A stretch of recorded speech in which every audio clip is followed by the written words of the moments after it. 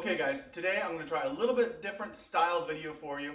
It's going to be about me cooking. You're going to see lots of hands and less talking this time. But this is what we're going to make today. It is a brisket done in the Instapot, Texas kind of style, and it's not going to take very long at all. So let's get to cooking, and this is what you're going to have at the end.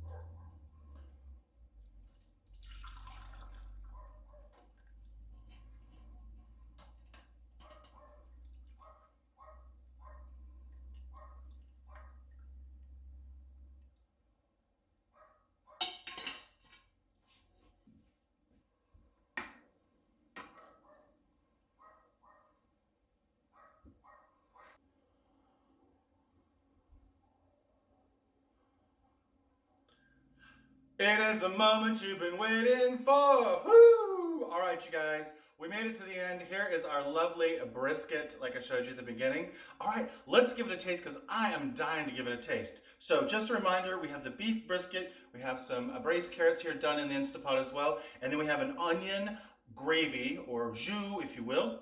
And it's been slightly thickened. All right, let's give it a taste, you guys. I am so excited. And by the way, I am simply cutting this with a fork. That's how tender it is.